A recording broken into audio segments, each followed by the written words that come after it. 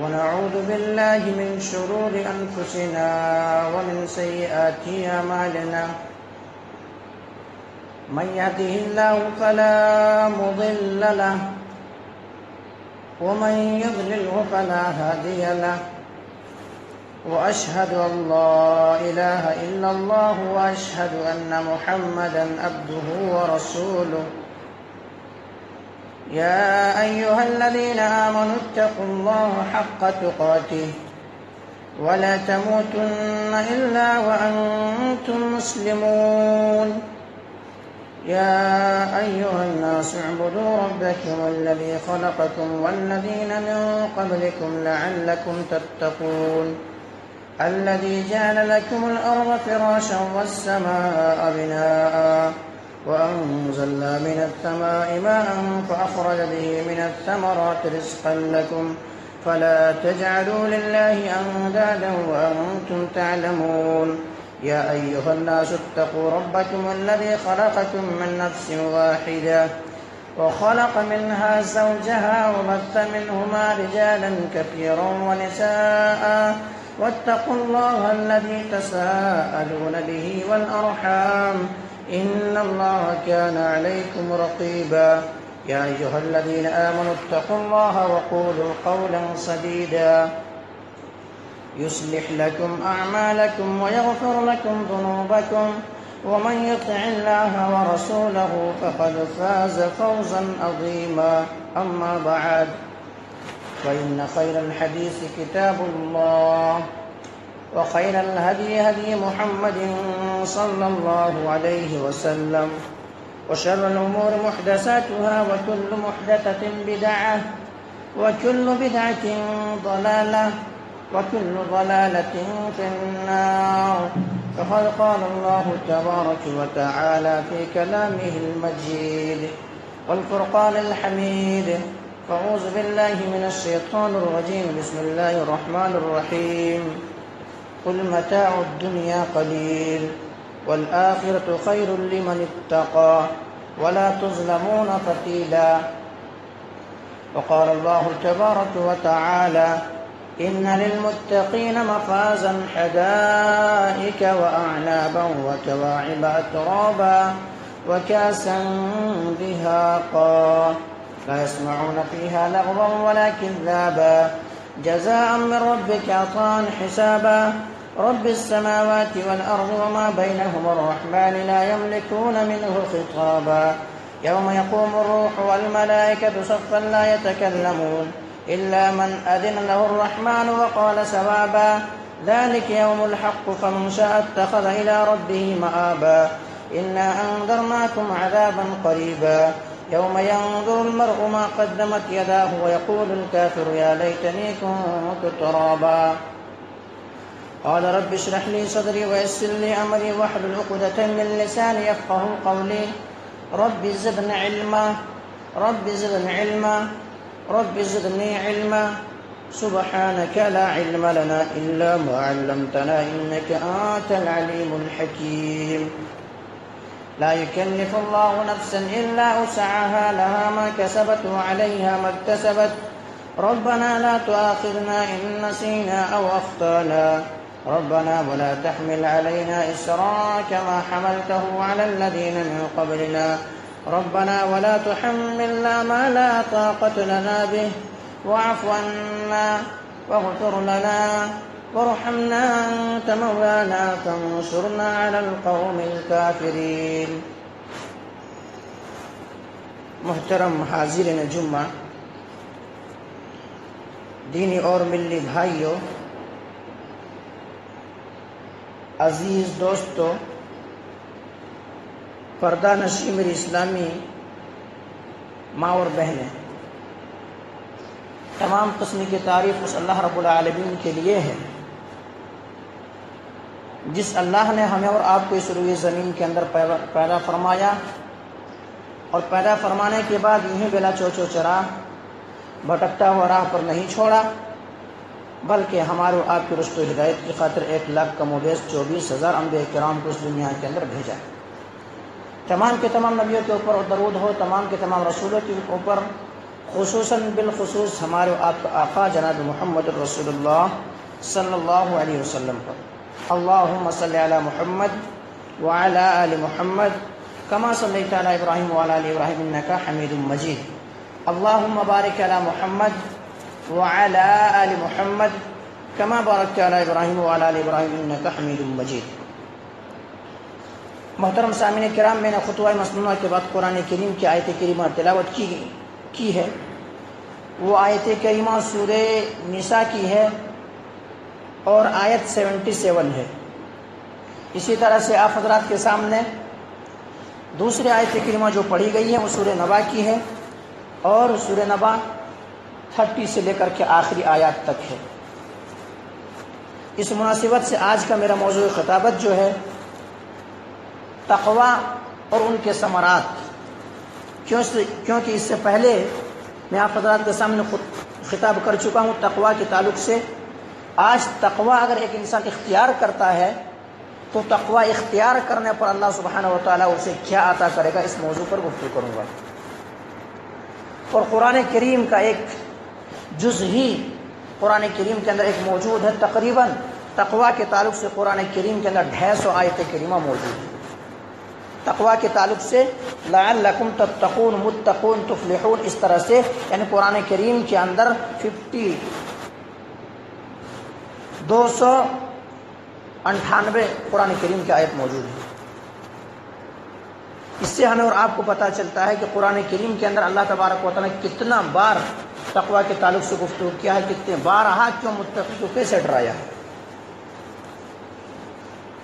تو آج بھی آپ حضرات کے سامنے تقوی ہی کے تعلق سے گفتگو کروں گا. اللہ تبارک و تعالیٰ نے ارشاد فرمایا ان للمتقین مفازا حدائق و اعنابا، بے شک کامیاب ہو گئے متقی لوگ. ان للمتقین مفازا حدائق و اعنابا، بے شک کامیاب ہو گئے متقی لوگ اور باغ میں داخل ہو گئے یعنی جنت میں داخل ہو گئے.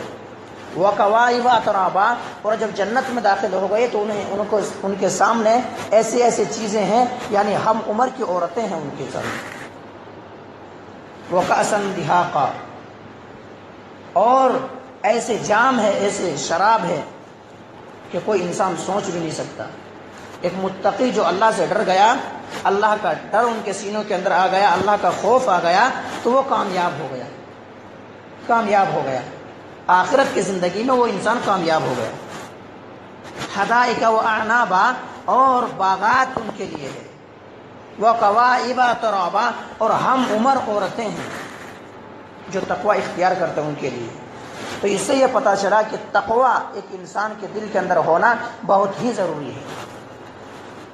اور ایک اشکال ہے، اس کا جواب دے لوں. کوئی انسان یہ نہ سمجھے کہ تقوی داڑھی اگر رکھ لے تو تقوی ان کو آ گئی، کپڑا پہن لے تو تقوی آ گئی، ٹوپی لگا دے تو تقوی آ گئی، اچھا اوڑھنی اوڑھ لے تو تقوی آ گئی. اس طرح سے نہیں، بلکہ اللہ کے رسول جناب محمد کریم صلی اللہ علیہ وسلم نے ارشاد فرمایا التقوی ہا ہنا، التقوی ہا ہنا، التقوی ہا ہنا، یعنی آپ صلی اللہ علیہ وسلم فرمایا تقوی تو دل میں ہے، تقوی تو دل میں ہے، تقوی تو دل میں ہے. تو دل و کپڑے سے کوئی تقوی اور متقی نہیں بنتا، ٹوپی اور جبے سے کوئی تقوی اور متقی نہیں بنتا، بلکہ تقوی تو اصل جو ہے دل کے اندر ہوتا ہے. للہیت تو دل کے اندر ہوتا ہے، اللہ کا خوف تو دل کے اندر ہوتا ہے، اللہ کا دہشت جہنم کے آگ کا ڈر تو دل کے اندر ہوتا ہے. کوئی کپڑے اور جبہ کو دیکھ کر کے کہے کہ بڑا متقی شخص ہے تو کپڑا اور جبہ میں کوئی انسان متقی نہیں بنتا، بلکہ تقوی جتنا زیادہ اللہ کا خوف ہوگا ان کے سینوں کے اندر اتنا زیادہ وہ متقی ہوگا. اسی طرح سے جتنا زیادہ اللہ رب العالمین سے ڈرے گا وہ انسان اتنا زیادہ اللہ رب العالمین کے قریب ہوگا. اللہ تبارک و تعالیٰ فرمایا الا ان اولیاء اللہ لا خوف علیہم ولا هم يحزنون الذین آمنوا وکانوا یتقون، اور جو اللہ کے دوست ہیں وہ کل قیامت کے دن نہ تو غمگین ہوں گے ورنہ نہ خوف کھائیں گے. الذین آمنوا وکانوا یتقون، یہ صرف اس لیے ہوگا کہ وہ اللہ سے ڈرا ہوگا. الا ان الذین آمنوا وکانوا یتقون، جو اللہ سے ڈرتا ہے وہ اللہ کا دوست ہے، جو اللہ کا خوف کھاتا ہے وہ اللہ کا دوست ہے. اور اللہ رب العالمین کی نظر میں سب سے زیادہ محبوب اور سب سے زیادہ چہیتا اگر کوئی ہے تو جو سب سے زیادہ اللہ سے ڈرتا ہے وہ سب سے زیادہ اللہ رب العالمین کی نظر میں محبوب ہے، اللہ رب العالمین کی نظر میں چہیتا ہے. اللہ تبارک و تعالیٰ ایسے شخص سے محبت کرتا ہے جو ڈرتا ہے اللہ رب العالمین سے. اللہ تبارک و تعالیٰ نے فرمایا ان اکرمکم عند اللہ اتقاکم، کسی کالے کے گورے پر فضیلت نہیں، کسی گولے کے کارے پر فضیلت نہیں، کسی امیر کے غریب پر فضیلت نہیں، کسی غریب کے امیر پر فضیلت نہیں، کسی بادشاہ کے کلاس پر فضیلت نہیں، کسی شہر میں رہنے والے کے کسی دیہات میں رہنے والے پر فضیلت نہیں۔ اگر فضیلت ہے تو ان اکرمکم عند اللہ اتقاکم، جو سب سے زیادہ اللہ تبارک و تعالیٰ سے ڈرتا ہے وہی اللہ رب العالمین کی نظر میں محبوب اور پیارا ہے، وہی اللہ رب العالمین کی نظر میں محبوب اور پیارا ہے۔ جو سب سے زیادہ اللہ تبارک و تعالیٰ سے ڈرتا ہو، جو سب سے زیادہ متقی شخص ہو، وہی اللہ تبارک و تعالیٰ کی نظر میں سب سے زیادہ محبوب ہے۔ اسی طرح سے نبی اکرم جناب محمد کریم صلی اللہ علیہ وسلم کا احادیث مبارکہ بھی حضرت معاذ بن جبل رضی اللہ تعالیٰ عنہ کو جب یمن کی طرف بھیج رہے تھے تو آپ صلی اللہ علیہ وسلم یہ ایسے وصیت کر رہے تھے، ایسے نصیحت کر رہے تھے کہ ایسا لگ رہا تھا کہ آپ صلی اللہ علیہ وسلم کی یہ آخری وصیت ہو، آخری خطبہ ہو، آخری نصیحت ہو، اور اس کے بعد ہمیں کبھی راوی حدیث بیان کرتے معاذ بن جبل کہ ایسا محسوس ہو رہا تھا کہ نبی کریم صلی اللہ علیہ وسلم سے اب پھر سے ملاقات نہیں ہو سکے گی۔ اور نبی کریم صلی اللہ علیہ وسلم خود فرما دیے کہ معاذ بن جبل یمن کی طرف تو جا رہے ہو، اب دیکھو یا تو میرے قبر کے پاس سے گزرو گے۔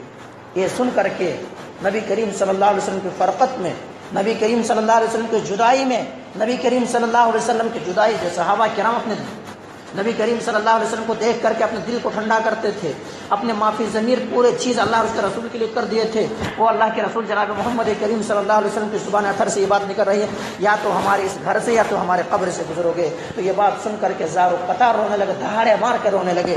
تو اللہ کے رسول جناب محمد کریم صلی اللہ علیہ وسلم فرمایا اے معاذ یاد رکھو من کانو وحیث کانو، یعنی جو بھی اللہ تبارک و تعالیٰ سے ڈرے گا سب سے زیادہ وہ زیادہ میرے نظر میں محبوب ہے، چاہے وہ کہیں بھی ہو، اگر اللہ سے ڈرتا ہے وہ انسان تو وہ میرے نظر میں محبوب ہے۔ تو یہ چیز ہے، اگر متقی شخص کوئی ہے تو اللہ کے رسول اس سے محبت کرتا ہے، متقی شخص ہے تو اللہ کی نظر میں محبوب ہے، متقی شخص ہے تو جنت ان کے لیے ہے، متقی شخص ہے تو جنت کے اندر باغات ان کے لیے ہے۔ یعنی متقی کے تعلق سے قرآن کریم کے اندر احادیث مبارکہ کے اندر ذخیرہ موجود ہے، اور اگر متقی کے تعلق سے انسان گفتگو کرنا چاہے تو کافی وقت چاہیے، لیکن صرف میں ایک چابی دے رہا ہوں، صرف ایک چیز بتلا رہا ہوں، بقدر تفصیل میں داخل ہو رہا ہوں، کیونکہ یہ چیز تقویٰ بہت ہی اہم اور بہت ہی ضروری ہے انسان کے لیے۔ تقویٰ ہے انسان کے اندر تب تو وہ انسان کوئی بھی چیز کرنے سے پہلے سوچے گا، 1000 مرتبہ سوچے گا یہ چیز میں کر رہا ہوں کیا یہ غلط ہے یا صحیح ہے، میں یہ قدم بڑھا رہا ہوں کیا یہ صحیح ہے یا غلط ہے۔ لیکن تقویٰ انسان کے دل میں اگر نہ ہو تو وہ انسان چاہے جیسا چاہے وہ زندگی بسر کرے گا۔ اس لیے اللہ تبارک نے فرمایا ان للمتقین مفازہ، بے شک کامیاب ہو گئے متقی لوگ۔ تو اللہ کی نظر میں جو ہے محبوب تر ان اکرمکم عند اللہ اتقاکم، یعنی اللہ کی نظر میں متقی شخص محبوب ہے۔ من کانوا وحیث کانوا، نبی کریم صلی اللہ علیہ وسلم کی نظر میں جو سب سے زیادہ اللہ رب العالمین سے ڈرتا ہے، اللہ تبارک و تعالیٰ کا خوف کھاتا ہے، اپنے دل کے اندر ڈر رکھتا ہے، ایسے شخص نبی کریم صلی اللہ علیہ وسلم کی نظر میں محبوب ہے۔ اور ایسے شخص کے لیے ڈبل دو جنت، ولیمن خاف مقام ربہ جنتان، اللہ تبارک تعالیٰ نے فرمایا ولیمن خاف مقام ربہ جنتان، جو شخص اللہ تبارک و تعالیٰ سے ڈرتا ہے ان کے لیے دو جنتیں ہیں، ان کے لیے دو جنت۔ فبأي آلاء ربكما تكذبان، تم اپنے پروردگار کی کن نعمتوں سے بتلاؤ گے، قرآن سورہ رحمان کے اندر موجود ہے۔ تو اللہ کا خوف اگر کھاتا تو ان کے لیے دو جنتیں ہیں۔ تو اللہ کا ڈر بہت بڑی چیز ہے، اللہ کا خوف بہت بڑا چیز ہے۔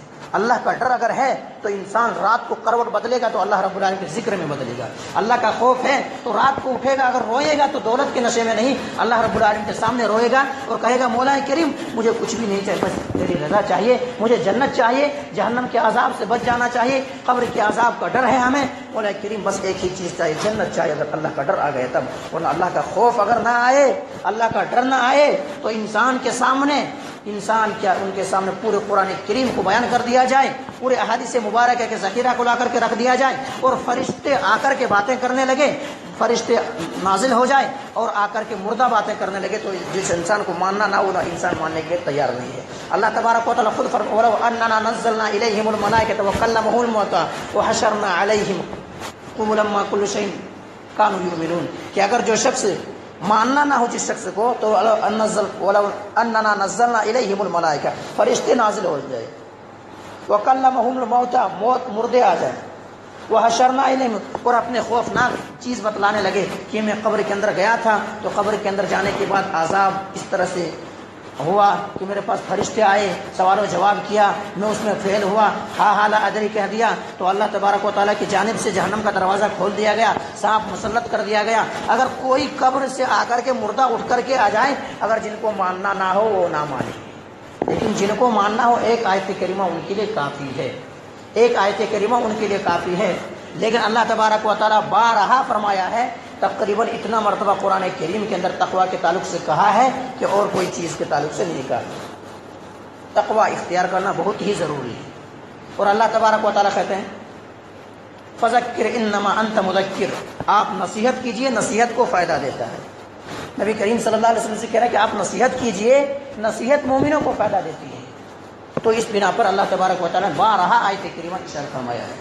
تو متقی شخص جو ہوگا وہ اللہ کی نظر میں محبوب ہوگا، متقی شخص جو ہوگا وہ رسول اللہ صلی اللہ علیہ وسلم کی نظر میں محبوب ہوگا، متقی شخص جو ہوگا ان کے لیے دو دو جنتیں ہوں گے، متقی شخص جو ہوگا وہ کامیاب ہو گیا، متقی شخص جو ہوگا ان کے لیے ہم عمر عورتیں ہوں گے، اور جنت کے اندر طرح طرح کی میوہ اور مناجات ہوں گے۔ تو یہ ساری چیز جو اللہ سے ڈرے گا ایسے شخص کے لیے ہے، لیکن اللہ تبارک و تعالیٰ سے جو خوف نہ کھائے ان کے لیے کیا ہے؟ کچھ نہیں۔ اسی لیے سلف صالحین اور ہمارے پاس صحابہ کرام رضی اللہ عنہم اجمعین راتوں کو اٹھ کر کے روتے تھے، گڑ گڑاتے تھے، اللہ کے سامنے مانگتے تھے، توبہ و طائف ہوتے تھے، اور اللہ تبارک و تعالیٰ سے سوال کرتے تھے کہ مولا کریم میری پوری زندگی کی نماز قبول ہو یا نہ ہو، میرے پوری زندگی کی نماز قبول ہو یا نہ ہو، مجھے اس وقت سب سے زیادہ محبوب اور مجھے اللہ کا میں اس وقت خوش ہوں گا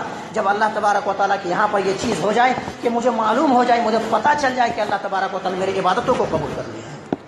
جب مجھے پتہ چل جائے، مجھے یہ آرزو ہو جائے اور مجھے یہ پتہ لگ جائے کہ اللہ تبارک و تعالیٰ نے میری عبادتوں کو قبول کر لیا ہے، تو اس وقت میں خوش ہوں گا، ورنہ اللہ تبارک و تعالیٰ سے میں کہاں خوش ہوں؟ میں تو زندگی عبادت کے لیے صرف کر دیا ہوں، اور اللہ تبارک و تعالیٰ نے پیدا ہی کیا ہے وما خلقت الجن والانس الا لیعبدون، کہ میں زندہ انسانوں کو میں نے عبادت کے لیے پیدا کیا ہے۔ اس پیدائش کے مقصد میں پورا اترا ہوں یا نہ اترا ہوں، خارا اترا ہوں یا نہیں اترا ہوں، اللہ کو خوش کیا ہوں یا نہیں کیا ہوں، رسول اللہ صلی اللہ علیہ وسلم راضی ہے یا نہیں ہے، یعنی جنت ہمارے لیے ہے یا نہیں ہے، جہنم ہے یا قبر کا گڈھا ہے، کیا ہے میں نہیں جانتا۔ اس لیے سلف صالحین کہا کرتے تھے، صحابہ کرام کہا کرتے تھے مجھے اس وقت تک خوشی نہ ہوگی جب تک کہ مجھے یہ پتہ نہ لگ جائے کہ ہمارے یہ نیکیاں قبول ہوئی یا نہ ہوئی۔ عمر بن خطاب رضی اللہ تعالی جلیل القدر صحابی رسول ہیں، جلیل القدر صحابی رسول ہیں، جن کی آہٹ کو پا کر کے، جن کے قدم کی آواز کو سن کر کے شیطان بھی راستہ دے دے، شیطان بھی ڈر جانے پر شیطان بھی ڈر کر کے ہوا خارج کرتے ہوئے نکل جائے، لیکن ایسے شخص، ایسے ایماندار شخص اور ایسے صحابہ کرام بھی راتوں کے اندر اٹھ کر کے روتے تھے اور کہتے تھے کہ بس اللہ تبارک و تعالیٰ مجھے، اگر اللہ تبارک و تعالیٰ تمام انسان کو جہنم کے اندر ڈال دے، تمام انسان کو جہنم کے اندر ڈال دے تو مجھے، اور ایک انسان جنتی ہو تو مجھے امید ہے کہ اللہ تبارک و تعالیٰ مجھے جنت کے اندر ڈالے گا۔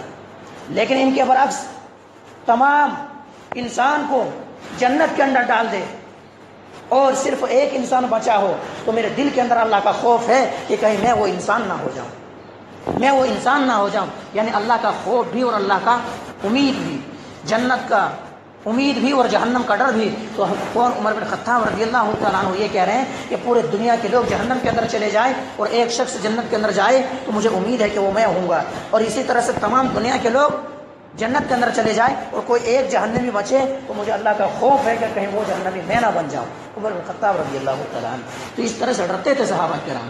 اسی بنا پر عمر بن خطاب رضی اللہ تعالیٰ عنہ کی یہ تاریخ اور سیرت موجود ہے، کتاب اٹھائیے، موجود ہے کتاب حضرت عمر بن خطاب رضی اللہ تعالیٰ عنہ کی شخصیت اور کارنامے کے طور پر ایک کتاب موجود ہے۔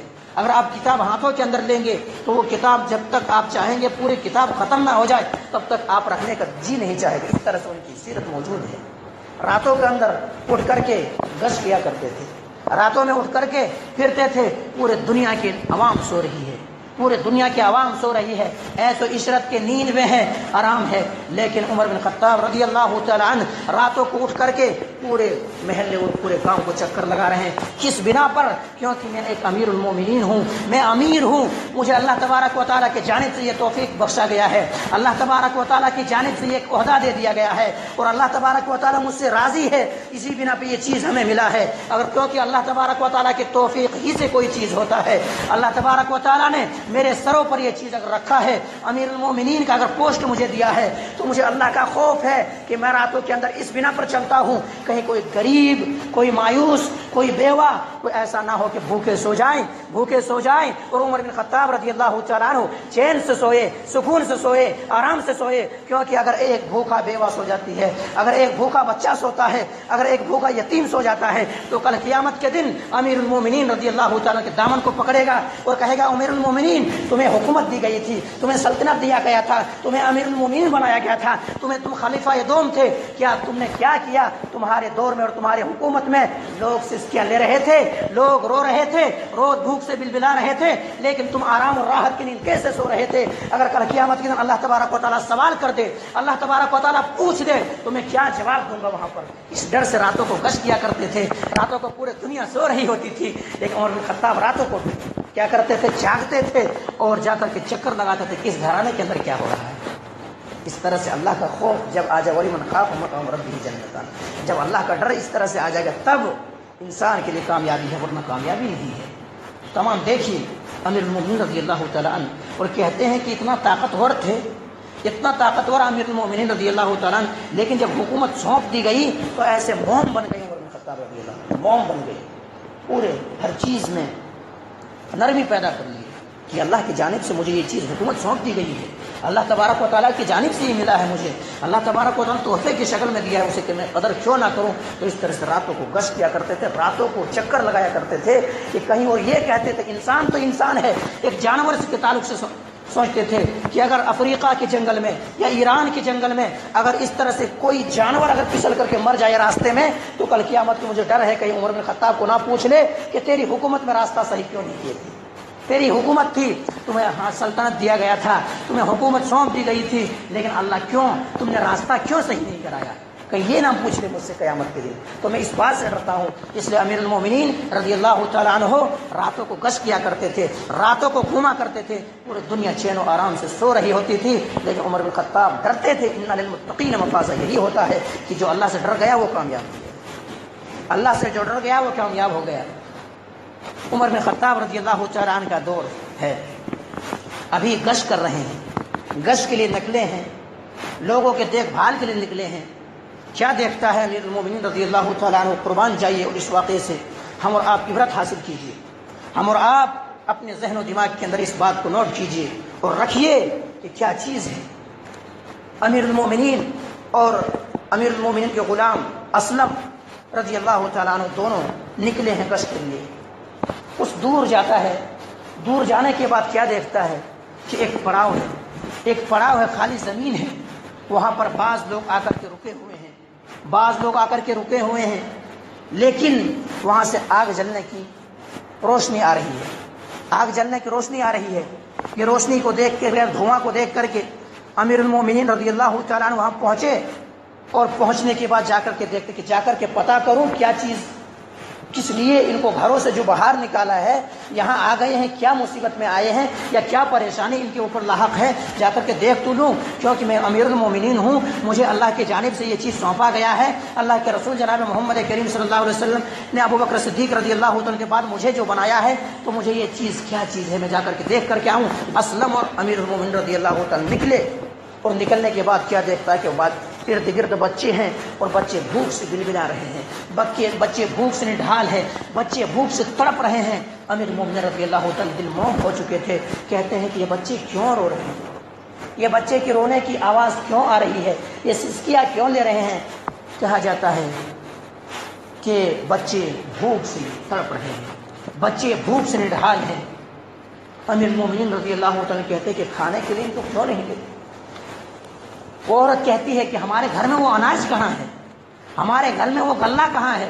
میں تو بچے کو دلاسا دینے کی خاطر، بچے سو جائے صرف اس خاطر، میں بچے کو دلاسا دینے کی خاطر صرف آگ میں پتیلی ڈال دیا ہوں، آگ میں پتیلی چڑھا دیا ہوں، دیگچا اسی طرح سے پانی کھول رہا ہے تاکہ بچے کو محسوس ہو جائے کہ دیکھو کھانا پک رہا ہے، ابھی تو تیار ہوگا اور ابھی کھا کر کے سو جائیں گے۔ یہی دلاسا دینے کے لیے، میں بچے کو دلاسا دینے کی خاطر یہ چیز کر رہا ہوں۔ ہمارے گھر میں کوئی چیز کہاں ہے؟ ہمارے گھر میں کوئی چیز کہاں ہے؟ اور لیکن مجھے اللہ کی ذات کے اوپر یقین ہے کہ عمر اور اللہ کے درمیان کوئی حائل نہیں ہے۔ اللہ عمر کو ضرور پکڑیں گے، عمر کو اللہ ضرور پکڑیں گے۔ عمر امیر المومنین عمر بن خطاب رضی اللہ عنہ کانپ جاتے ہیں اور روتے ہیں، گڑ گڑاتے ہیں، اور وہ اسے روتے گڑ گڑا کر کہتے اسلم، چلو غلام موجود ہے، اسلم گھر چلو۔ اور امیر المومنین روتے ہیں، آنسو بہاتے ہیں کہ اللہ اکبر، امیر المومنین کے حکومت میں، عمر بن خطاب رضی اللہ تعالیٰ کے حکومت میں ایک بچی اگر بھوک سے تڑپ رہی ہے، ایک ماں اگر بھوک سے تڑپ رہی ہے، اسی طرح سے ایک کوئی بھی صاحب یا غریب بھوک سے تڑپ رہا ہے تو امیر المومنین کے سر نہ آ جائے۔ اور عورت بھی کہہ رہی ہے کہ امیر المومنین اور ہمارے درمیان اگر اللہ فیصلہ ضرور کرے گا کہ حکومت ان کو دے دیے ہیں، لیکن یہ تو دیکھ بھال آرام سے سو رہے ہیں، چین سے سو رہے ہیں، سکون سے سو رہے ہیں۔ اور امیر المومنین سوئے کیسے؟ جب سے حکومت سونپ دی گئی ہے ان کے اوپر، امیر المومنین آرام سے نہیں سوتے، آرام سے نہیں سوتے۔ اور بات کس سے کر رہے ہیں؟ امیر المومنین سے وہ عورت بات کر رہی ہے، امیر المومنین عمر بن خطاب سے بات کر رہی ہے۔ اس لہجے میں، اس انداز میں ہم اور آپ ہوتے تو فوراً تماچا مار دیتے، ارے عمر بن خطاب کے خلاف بات کر رہی ہو، تمہاری کیا حیثیت عمر بن خطاب کے سامنے، تمہاری کیا اوقات عمر بن خطاب کے سامنے؟ جب اللہ کے نبی جناب محمد کریم صلی اللہ علیہ وسلم کی زبان اطہر سے شہادت کی گواہی دیے ہیں، جنت میں جانے کے سرٹیفکیٹ مل گیا ہے، تمہاری کیا حیثیت ہے ان کے شان میں گستاخی کرو، ان کے سامنے یہ بات کہو؟ لیکن امیر المومنین رضی اللہ عنہ روتے ہیں، گڑ گڑاتے ہیں اور کہتے ہیں بات صحیح ہے، ہماری امریت ہے، ہماری حکمرانی ہے، اور اگر کوئی مر جائے بھوک اور پیاس سے تو عمر بن خطاب کو نہ پوچھ لے۔ عمر بن خطاب رضی اللہ تعالیٰ عنہ گھر پہنچتے ہیں، گھر پہنچنے کے بعد بوریے کو کندھے کے اوپر اٹھاتے ہیں، کندھے میں اٹھاتے ہیں جب تو اسے ایک عزت اور تکریم دینے کی خاطر غلام کہتے ہیں کہ میرے آقا آپ ایسا کیجئے، امیر المومنین آپ بادشاہ ہیں، آپ کے اوپر تو حکومت ہے، آپ میرے کندھے پر رکھ دیجئے تاکہ میں پہنچا دوں۔ عمر بن خطاب رضی اللہ تعالیٰ کہتے ہیں کیا تم قیامت کے دن بھی میرے بوجھ اٹھانے کے لیے تیار ہوگے؟ کیا قیامت کے دن بھی اللہ تبارک و تعالیٰ کے سامنے میری مدد کرو گے؟ کیا قیامت کے دن بھی جہنم کی آگ سے بچانے کے لیے تیار ہو جاؤ گے؟ قیامت کے دن کل تجھے گرفتار نہیں کرے گا، اللہ تبارک و تعالیٰ مجھ سے پوچھے گا، مجھ سے سوال کرے گا کہ امیر المومنین تیری حکومت میں یہ چیز ہو رہی تھی، تیری حکومت میں بچے بلک رہے تھے، تیری حکومت میں بیوہ رو رہے تھے، ایسے موقع پر تم نے کیا کیا؟ تو امیر المومنین کیا جواب دے گا؟ اسلم، یہ بات اب کہہ دیے، لیکن آج کے بعد ایسی بات مت کہو، مجھے مدد کر لینے دو، مجھے اپنی حکومت کو سنبھال لینے دو، مجھے جا کر کے غریب اور بیوے کے جو آنسو ہے اس آنسو کو ذرا خشک کر لینے دو، مجھے خوشی میں ان کو تبدیل کر لینے دو، لاؤ میرے کندھے پر لاد دو۔ امیر المومنین رضی اللہ تعالیٰ عنہ کندھے پر لادتے ہیں اور لاد کے جا کر کے وہاں پر جاتے ہیں، چولہا جلاتے ہیں اور جا کر کے دھوکتے ہیں اور جا کر کے پکا کر کے جب تک کھلا نہیں دیتے امیر المومنین وہاں سے نہیں بڑھتے، امیر المومنین وہاں سے نہیں بڑھتے۔ اسی لیے اللہ تبارک و تعالیٰ نے فرمایا ان للمتقین مفازا، جو اللہ تبارک و تعالیٰ سے ڈر گیا وہ کامیاب ہو گیا۔ کیا کوئی چیز، یہ بڑی عہدہ بہت بڑی چیز ہے، کوئی انسان یہ نہ سمجھے صرف عہدہ ہمیں مل جائے، عہدہ لے لوں، تو یہ نہ سمجھے اگر کوئی مصیبت کے اندر گرفتار ہے، کوئی تکلیف کے اندر اگر ستایا جا رہا ہے تو اس بنا پر اس کو پکڑ ہوگی۔ اور میں یہ موضوع کیوں رکھا ہوں، میرے واٹس ایپ پر ایک موضوع آیا تھا اور میری انشاءاللہ اللہ کا فضل و کرم ہے کہ سوشل میڈیا پر میرے بیانات کو ڈالتا ہوں، لوگ سنتے ہیں۔ اس بنا پر ایک عالم دین 18 سال امامت و خطابت کرنے کے بعد 18 سال امامت و خطابت کرنے کے بعد آٹو چلانے پر مجبور ہو گئے۔ کیوں؟ وہاں کے ذمہ دار صحیح نہیں ہے، وہاں کے حکمران صحیح نہیں ہے، وہاں میں کے امیر صحیح نہیں ہے۔ جب بھی تنخواہ کے بات آئی مانگنے کے لیے گئے تو کیا بیچارے کو چلو ٹال دیا، بعد میں لے لینا۔ گھر کے اندر مصیبت ہے، اور کیوں؟ بیوی تو کسی کے نہیں مانتے، امیر اللہ کے رسول کی بیوی کیوں نہ ہو، وہ بھی اللہ کے رسول سے جھگڑتی تھی، لڑتی۔ تو یہ تو عورت کی ذات ہے، بائیں پسلی سے پیدا کیا گیا، تو یہ چیز کوئی نہیں مانتے۔ تو اس بنا پر بیوی کے تیش میں آئے وہ انسان اور آ کر کے امامت چھوڑ دیے۔ 18 سال امامت و خطابت کرنے کے بعد آٹو پکڑ لیے، آٹو چلانے پر مجبور۔ کون کیا مجبور؟ حکمرانوں نے کیا. مجبور کون کیا؟ حکمران جو اپنے آپ کے امیر بنے بیٹھے ہوئے ہیں، جو اپنے آپ کو حکمران بنے بیٹھے ہوئے ہیں. ان کی دیکھ بھال نہیں، ان کے پوچھ کیا تس نہیں. ایک ذمہ داری بنتی ہے کہ ان ذمہ داری کے اوپر کیا پڑا، کیا مصیبت ٹوٹ پڑ رہی ہے، کیا چیز ہے، ان کو پوچھا جائے، سوال کیا جائے. آپ کو کیا مجبوری ہے، آپ کو کیا تکلیف ہے، حکومت بنتی ہے یا نہیں بنتی ہے؟ ارے امیر المومنین تو پورے دنیا کی حکومت کر رہے ہیں اور اللہ سے خوف کھا رہے ہیں، کندھے پر بوریاں اٹھا کر کے لا رہے ہیں، لیکن پھر بھی کہہ رہے ہیں کہ اللہ کیسے راضی ہو جائے، اللہ کیسے خوش ہو جائے. تو اگر وہ امامت و خطابت کرنے پر چھوڑنے پر مجبور ہوا تو کون ذمہ دار ہے؟ مسجد کے ذمہ دار ہے. اور کہتے ہیں کہ میں یہ چیز جب سے میں آٹو چلا رہا ہوں 3 مہینے سے سکون کا سانس لے رہا ہوں. جب سے میں آٹو چلا رہا ہوں 3 مہینے سے سکون کا سانس لے رہا ہوں، کیونکہ جب 18 سال تک امامت و خطابت کیا کوئی قدر ہی نہیں، کوئی عزت نہیں، کوئی تقریم نہیں، کچھ بھی کہہ رہا ہوں پرواہ نہیں ہے اس بات کی، اپنا تو چل رہا ہے. اور جب تک کوئی انسان اپنے لیے جو چیز پسند نہ کر لے، اپنے بھائی کے لیے پسند نہ کر وہی چیز پسند کرے تب تو مومن ہوگا. لیکن اپنے لیے تو عیش و آرام کی زندگی میں جی رہا ہے، اپنے راحت و آرام کی زندگی میں بسر کر رہا ہے، لیکن ان کی کیا ہو رہی دیکھنے کے لیے تیار نہیں ہے. تو کل قیامت کے دن ایسے امیروں کو گردن کو پکڑا جائے گا، ایسے جو حکمران بنے بیٹھے ہوئے ہیں ایسے کو قیامت کے دن پوچھے گا تمہاری حکومت میں یہ چیز ہوئی تو تم نے کیا کیا اس کی. تو اس لیے ہم اور آپ اگر عہدہ لیں تو کوئی بھی میرے آواز دور تک ٹکراتی ہے اور سوشل میڈیا میں جاتی اللہ کا فضل و احسان سے. اس لیے یہ بات کہہ رہا ہوں تاکہ ان کی آنکھیں کھل جائے. امیر المومنین جو ہے، امیر المومنین رضی اللہ عنہ روتے ہیں، گڑ گڑاتے ہیں، کہیں امیر المومنین کے حکومت میں کوئی پھسل کر کے گر جائے اور مر جائے. ایک جانور تو عمر بن خطاب سے سوال کریں. اسی طرح سے اسی بنا پہ امیر المومنین تمام چیزیں لاگو کرائی تھی. امیر المومنین رضی اللہ تعالیٰ عنہ گشت کر رہے ہیں، لگا رہے ہیں گشت، گلی میں گھوم رہے ہیں، چکر لگا رہے ہیں. ایک گھر سے آواز آئی، ایک گھر سے ماں اور بیٹی میں گفتگو چل رہی ہے. بیٹی ایسا کرو کہ اٹھو اور اٹھنے کے بعد ذرا دودھ میں پانی ملا دو، دودھ میں پانی ملا دو. یہ آواز سننے کے بعد بیٹی قربان جائی نہیں، سخی اور کیسی وہ عورت تھی. وہ بیٹی کہتی ہے اماں پتہ نہیں کہ امیر المومنین کا کیا حکم ہے، امیر المومنین کا کیا حکم ہے، امیر المومنین کا کیا کہنا ہے. امیر المومنین رضی اللہ تعالیٰ کا حکم تو یہ ہے کہ دودھ کے اندر پانی ملانا جرم ہے، دودھ کے اندر پانی نہیں ملایا جا سکتا.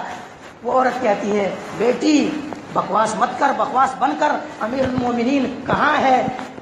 امیر المومنین کہاں؟ گھر کے اندر تو آرام اور راحت سے سو رہے ہوں گے، ہم غریب کی آواز کو سننے کے لیے امیر المومنین کہاں آتے؟ امیر المومنین کہاں آتے ہمارے گھروں پر؟ کیا امیر المومنین دیکھ رہے ہیں؟ اللہ پر قربان جائے. وہ عورت کہتا ہے اللہ، اے میری والدہ، اے میری ماں، اللہ پھر کہاں ہے؟ اللہ تو دیکھ رہا ہے، امیر المومنین نہیں دیکھ رہے، کوئی بات نہیں، لیکن اللہ کی نظر سے کوئی چیز پوشیدہ نہیں ہے. ان اللہ لطیف الخبیر ہے، باریک اور بین چیز کو جاننے والا ہے. اللہ تبارک و تعالیٰ اس کے نظر میں کہاں پوشیدہ رہیں گے؟ یہ آواز کو سنتے ہیں امیر المومنین عمر بن خطاب رضی اللہ تعالیٰ خوش ہو جاتے ہیں. خوش ہونے کے بعد کہتے ہیں آج بھی اس طرح سے ڈر اور آج بھی اللہ کا خوف کھانے والی عورتیں دنیا کے اندر ایسی موجود ہے، اور جب تک ایسی عورتیں دنیا کے اندر موجود رہے گی اس وقت قیامت برپا نہیں ہوگا. اے امیر المومنین تجھے کتنا ڈرنا چاہیے. ایک گھر غریب اتنا ڈر رہی ہے وہ عورت. تو امیر المومنین تجھے کتنا ڈرنا چاہیے، کتنا خوفنا چاہیے. امیر المومنین رضی اللہ عنہ اسلم غلام کو کہتے ہیں کہ آپ ایسا کرو گھر کے اندر نشان ڈال دو اور کل میں کہوں تو اس گھر میں جا کر کے انکوائری کرنا اور لے کر کے آنا، ماں اور بیٹی کو لے کر کے آنا ہمارے سامنے، اور ان سے کوئی تفتیش کریں گے، کوئی سوال و جواب کی بات کچھ کریں گے، ان کو انعامات سے نوازا جائے گا. تو امیر المومنین رضی اللہ عنہ جو غلام کے نشان ڈال دیتے ہیں اور اس کے بعد پھر لوٹتے ہیں. جب صبح ہوتی ہے صبح کے بعد لے کر کے جاتے ہیں، صبح کو لے کر کے جاتے ہیں، اور لے کر کے جانے کے بعد سوال امیر المومنین کرتے ہیں کیا مسئلہ ہے، آخر کیوں؟ وہ عورت کہتی ہے امیر المومنین میں صرف اس بنا پر میرے گھر کے اندر بیٹھی ہے، میں کوئی چیز بچا کر کے پیسے رکھ رہی ہوں تاکہ ہمارے بیٹی کی شادی صحیح ڈھنگ سے ہو جائے. یہ میرے خط صرف ہے، اس بنا پر میں نے دودھ میں پانی ملوانے پر مجبور اپنی بیٹی کو کیا. امیر المومنین رضی اللہ تعالیٰ کہتے ہیں کوئی ہے لڑکی سے شادی کرنے کے لیے تیار ہے؟ اور یاد رکھو سب سے میں شادی کرنے کے لیے تیار تھا، لیکن امیر المومنین اس لائق اب نہیں ہے، شادی کرنے کے لائق نہیں ہے. اپنے بیٹے کو بلاتے ہوئے کہتے ہیں کہ کوئی ہے اس طرح سے، کوئی امیر المومنین اس بچی سے شادی کرنے کے لیے تیار ہیں؟ ہر بیٹا کہتے نہیں، لیکن ایک عاصم امیر المومنین کا جو بیٹا ہوتا ہے وہ کہتے ہیں کہ ابو جان میں ان سے شادی کرنے کے لیے تیار ہے. تو اس کو اس مقام پر لے کر کے آیا کس بات کس بات نے اس مقام پر لے کر کے آیا؟ اگر ایک غریب کو جھوپڑی سے نکال کر کے امیر المومنین کے گھر بہو بنا کر کے لائے، کس وجہ سے لائے؟ ذرا یاد کیجیے، کس وجہ، کیوں لائے؟ وہاں جھوپڑی میں رہنے والی وہ عورت امیر المومنین ہو، اور جن کے حکومت میں پوری دنیا سونپ دی گئی ہے، 22 مربع میل کا ان کی حکومت ہے امیر المومنین، ان کے گھر میں بہو بن کر کے ایک عورت آ رہی، کس چیز کے بنا پر؟ اللہ کے خوف نے، اللہ کے ڈر نے اس طرح سے کیا. کہ یہ بات ہے کہ ہم اور آپ بھی جب اللہ سے ڈریں گے، اللہ تبارک و تعالیٰ کا خوف کھائیں گے، ہمارے دلوں کے اندر اللہ کا خوف ہوگا، تو ہمارے اندر بھی اس طرح سے جذبہ پیدا ہوگا، تو اللہ تبارک و تعالیٰ ہمارے اور آپ کی مدد کے لیے تیار ہے، ہمارے اور آپ کے لیے مدد کے لیے تیار ہے. تو ہم اور آپ اللہ کا خوف کہاں کھاتے ہیں؟ ہم اور آپ تو بس ایک مہینہ جو ہمیں ملا بس اسی کے اندر اسٹور کر لیتے ہیں، محفوظ کر لیتے ہیں نیکیوں کو، پھر 11 مہینہ تک اس کو تو جمع ہی رہتا ہے. بس کچھ غریب ہے، کچھ گنہگار شخص ہے جن کی وجہ سے مسجدیں آباد ہیں. کیوں کی ہے؟ ہر لوگ تو کامیاب ہو گئے ماشاءاللہ، 1 مہینے کی عبادت کیے، عبادت کرنے کے بعد بخشش ہو گئی، ان کی کامل اور مکمل بخشش ہو گئی. 1 مہینے میں پورے اپنے گناہوں کو بخشوا لیے، ہر چیز سے مبرہ ہو گئے، ہر چیز سے پاک ہو گئے. اب کچھ بیچارے ہیں غریب مسکین، بخشش ان کی نہیں ہو پائی ہے، اس بنا پر مسجدوں میں اب کچھ آدمی دکھائی دے رہے ہیں، ان کی تو بخشش ہو گئی ہے. اب 2-4 آدمی جو ہیں ان کی بخشش نہیں ہوئی، اس لیے مسجدوں میں ہے. اب تو نماز کے تعلق سے میں گفتگو نہیں کروں گا، اب صرف ایک بات کوٹ کر دوں گا کہ نماز کے قریب مت آؤ. قرآن کریم کہتا ہے اللہ تبارک و تعالیٰ وَأَنْتُمْ سُكَارَىٰ، نماز کے قریب مت آؤ. تب تو خوش ہو جائیں گے لوگ، خوش ہو جائیں گے. اچھا کہہ دیا، اب تو نماز تو پڑھنے کا نہیں ہے، اب تو قرآن کہہ دیا سورہ مائدہ کی آیت سے نماز کے قریب مت آؤ. اب یہودی جیسے کٹ کرنا پڑے گا اس کو، آیت کو کٹ پیسٹ کر کے جو ہماری بات سمجھ میں آئے اسی کو کوٹ کرنا پڑے گا، تب لوگ خوش ہوں گے.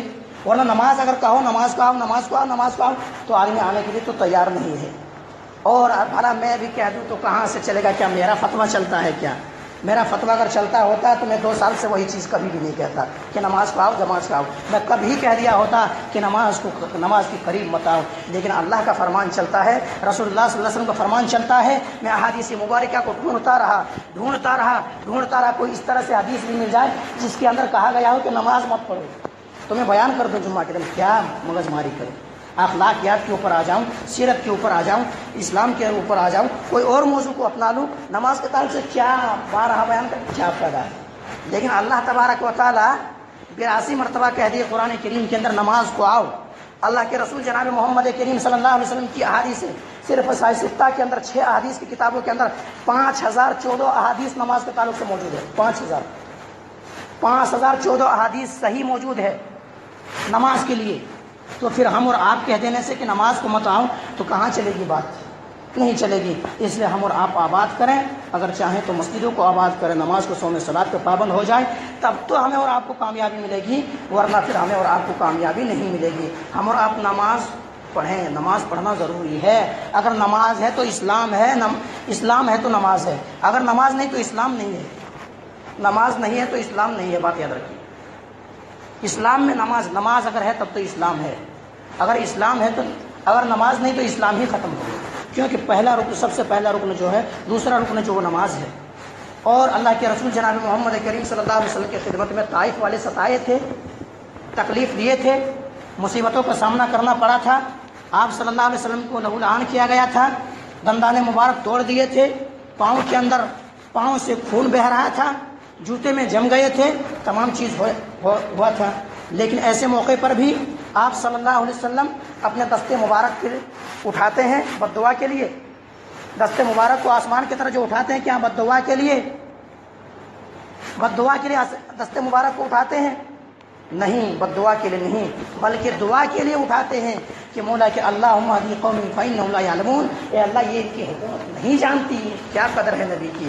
دعا کے لیے اٹھا رہے ہیں. لیکن ان کے برعکس آپ صلی اللہ علیہ وسلم جنگ احزاب کے اندر موجود ہے، جنگ خندق میں موجود ہے.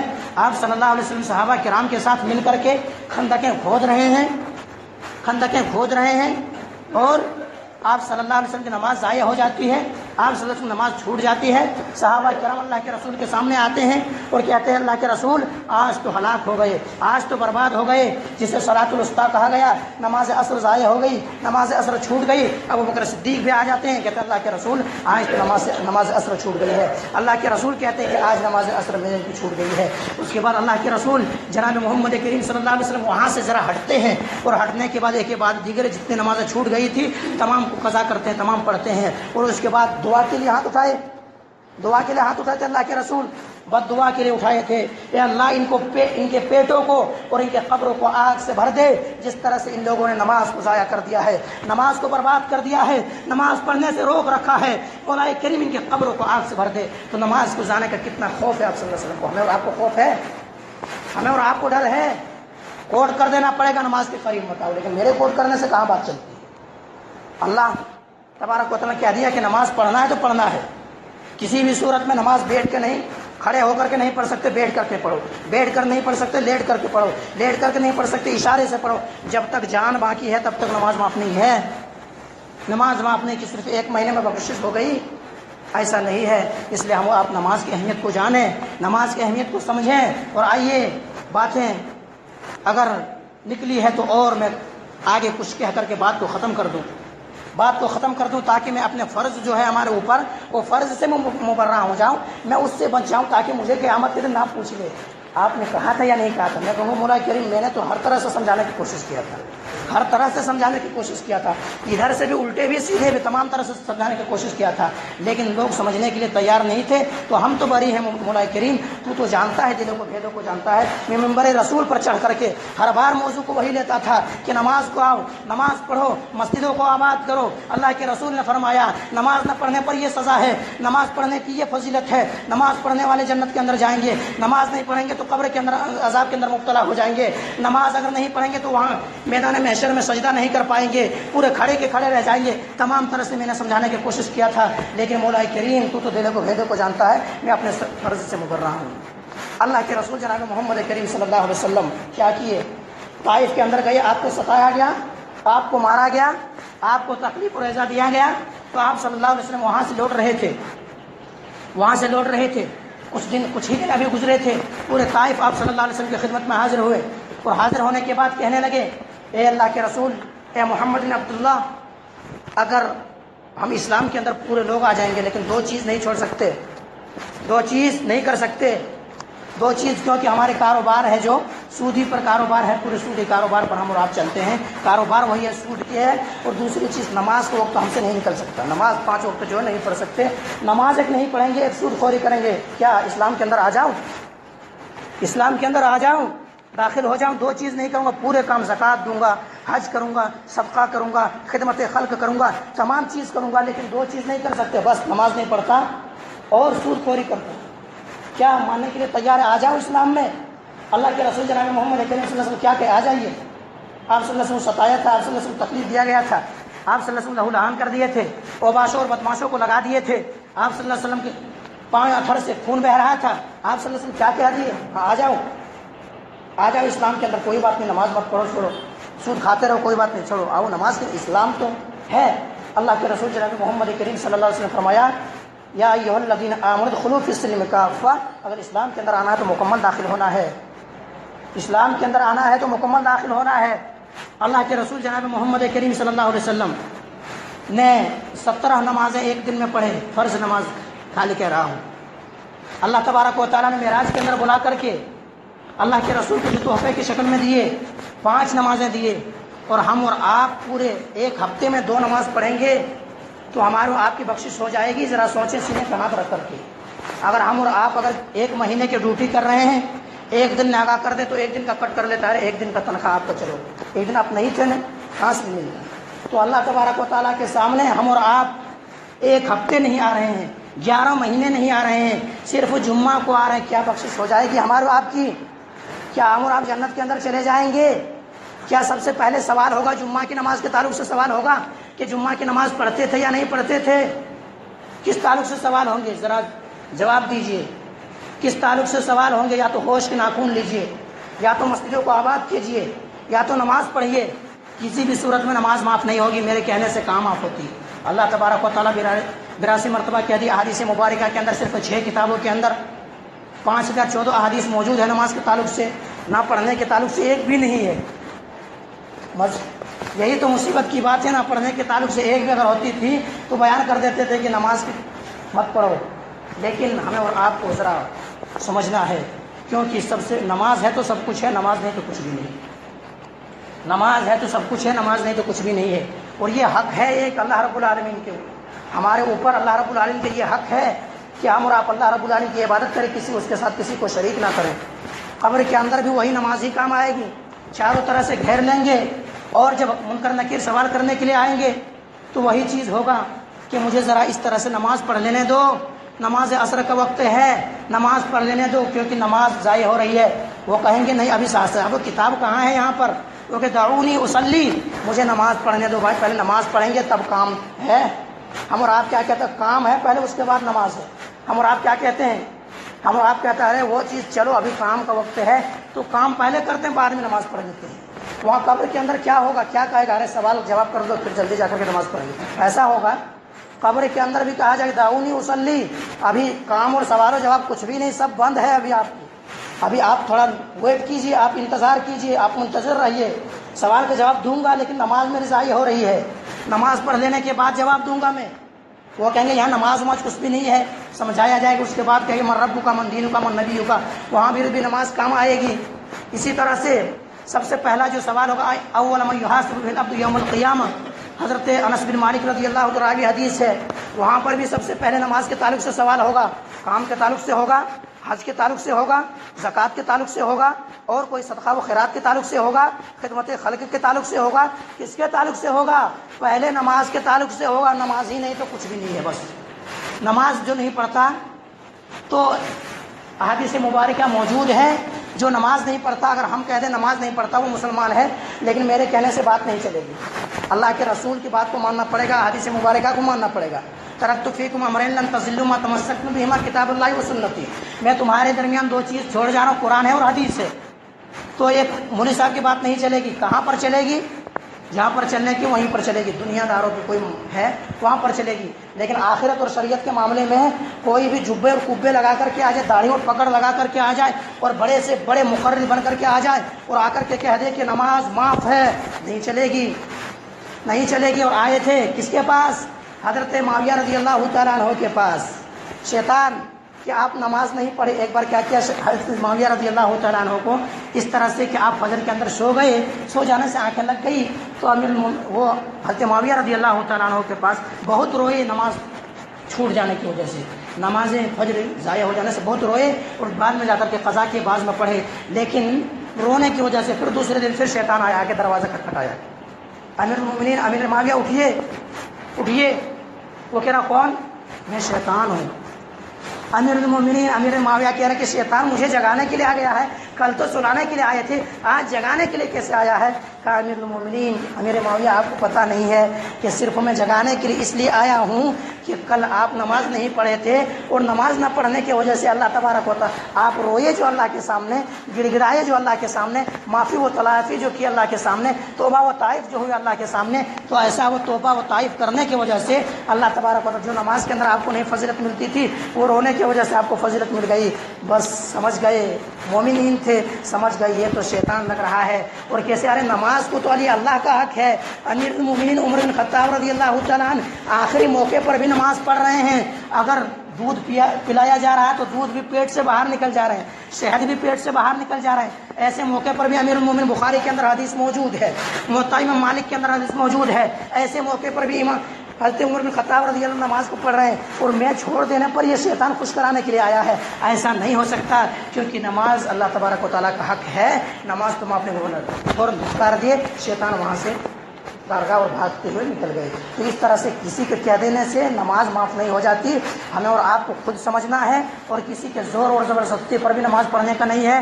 ہم اللہ کے خوف سے پڑھیں گے، اللہ کے ڈر سے پڑھیں گے، تب تو ہمیں اور آپ کو کامیابی ملے گی، ورنہ کوئی خوف سے، کوئی صرف لوگوں کو دکھلاوے کے لیے پڑھ لیتا ہے تو یہ شرک ہے. اس لیے اپنے دلوں کے اندر اللہ کا خوف پیدا کیجیے, اللہ کا ڈر پیدا کیجیے, مسجدوں کو آباد کیجیے. مسجدوں کو آباد کرنا بڑی بات ہے. مسجدیں آباد نہیں ہوگی تو کل قیامت کے دن یہی مسجدیں اللہ رب العالمین کے سامنے گواہی دے گی کہ مولا کریم عالی شان تیار کیے تھے, بڑا بلڈنگیں سجا کر کے رکھے تھے, پنکھے لگا ہوا تھا, اسی طرح سے گھڑی اور تمام چیزیں موجود تھی, تمام چیز تھا, لیکن مولا کریم مسجدوں کو آباد نہیں کیا تھا. اپنے بھلائی کے لیے تو کام کر لیتے تمام, لیکن مولا کریم نمازوں سے مسجدوں کو نہیں سجایا تھا, مسجدوں کو محروم کر دیا تھا. تو ہم اور آپ پھنس جائیں گے. اس لیے نماز معاف نہیں ہوگی, سمجھ لیجئے نماز معاف نہیں ہوگی, نماز پڑھنا پڑے گا. نماز آ کر کے کسی بھی صورت میں, آپ سفر میں, حضر میں ہیں, جنگ میں ہیں, باتیں تو بہت سارے آگے نکل گئی ہے, بات کو یہیں سے ختم کرتا ہوں, کیونکہ نماز پڑھنا پڑے گا کسی بھی صورت میں. نماز نہ پڑھنے والا مشرک ہے, نماز نہ پڑھنے والا کافر ہے, نماز نہ پڑھنے والا قارون کے ساتھ ہوں گے, نماز نہ پڑھنے والا قارون کے ساتھ ہوں گے, حامان کے ساتھ ہوں گے, ابی بن خلف کے ساتھ ہوں گے. نماز نہ پڑھنے والا منافق ہے, نماز نہ پڑھنے والا منافق ہے, منافق, نماز نہ پڑھنے والا منافق, نماز نہ پڑھنے والے کافر, نماز نہ پڑھنے والے مشرک, نماز نہ پڑھنے والے کہ حامان اور قارون کے ساتھ ہوں گے. میں اس طرح سے عالم دین نہیں ہوں جو کہتا کہ ہمارے مذہب نہیں کہتے کسی کو کافر کہنے کو, کسی کو کافر کہنے کو اللہ کہہ رہا نا, پھر کیا کریں گے, ہم چینج کر دیں گے. میں اس طرح سے تو نہیں کہہ سکتا, ادھر سے اقوال کو لانا, ادھر سے کھینچنا, ادھر سے بڑھانا, ادھر لا کر کے فٹ کرنا, عوام کو خوش کرنا. میں تو خوش, اللہ کو خوش کروں گا بس. اللہ خوش ہو جائے, اللہ ناراض ہو جائے, اگر میری ایک رزق کے دروازے بند ہو جائے, اللہ 1000 کھول دیں گے دروازے کو. میں لوگوں کے چہرے کو دیکھ کر کے تو مسئلے کو چینج نہیں کروں گا. بس یاد رکھیے, مشرک ہے نماز نہ پڑھنے والا. قرآن کریم سورہ روم اٹھائیے, سورہ روم کی آیت 30 ہے اور سورہ 30 ہے, وہاں اٹھا کے دیکھ لیجیے آپ. حدیث کے اندر بھی اسی طرح سے ہے. قارون اور مسلم شریف کے اندر حدیث ہے, بخاری کے اندر حدیث ہے کہ وہ نماز نہ پڑھنے والے قارون کے ساتھ ہوں گے, حامان کے ساتھ ہوں گے, ابی بن خلف کے ساتھ ہوں گے. تو اس طرح نماز نہ پڑھنے تو ہم اور آپ مشرکوں کے ساتھ رہیں گے. نماز نہ پڑھنے والے منافق ہوں گے, کیونکہ اللہ کے رسول جناب محمد کریم صلی اللہ علیہ وسلم نے فرمایا کہ جو شخص عشاء اور فجر کی نماز میں ذرا, منافق جو آتے ہیں, ہر کوئی تو نماز کے آ جاتے ہیں, لیکن منافق جو ہے سستی و کاہلی کر کے آتے ہیں. تو نماز نہ پڑھنے والا منافق ہے. میں تو مسئلے کو چینج نہیں کر سکتا, میں مسئلے کو چینج نہیں کر سکتا. بس اچھے انداز میں یا برے انداز میں, یا اچھے انداز میں سمجھانے کا کہاں ہے رے بھائی. نماز کے تعلق سے اچھے انداز میں کون عالم دین کہتا نماز کے تعلق اچھا سمجھا اس کو. نماز کے تعلق سے خود جانتا ہے, فرض ہے ان کے اوپر, خود نماز فرض ہے ان کے اوپر, نماز پڑھنا ہے. حکمت کی باتیں جہاں پر ہے وہاں غیر مسلموں کو سمجھانے کا ہے. مسلمانوں میں تو اصلاح کا کام ہوگا, مسلمانوں میں جو کام ہوگا اصلاح کا کام ہوگا, اصلاح کیا جائے گا, ان کے سامنے بیان کیا جائے گا. لوگ ماننا نہ ماننا ان کی بات ہے. یہیں سے بات کو ختم کر اللہ تبارک و تعالیٰ سے دعا کرتا ہوں کہ مولا کریم جو بات کہی گئی ہے ہمیں اور آپ کو اس کے اوپر اچھی سمجھ کی توفیق دے, اس کے بعد اچھے عمل کی توفیق دے. تقبل یا رب العالمین وآخر الحمد للہ رب العالمین. سبحان ربک رب العزة عما یصفون وسلام علی المرسلین والحمد للہ رب العالمین برحمتک یا ارحم الراحمین.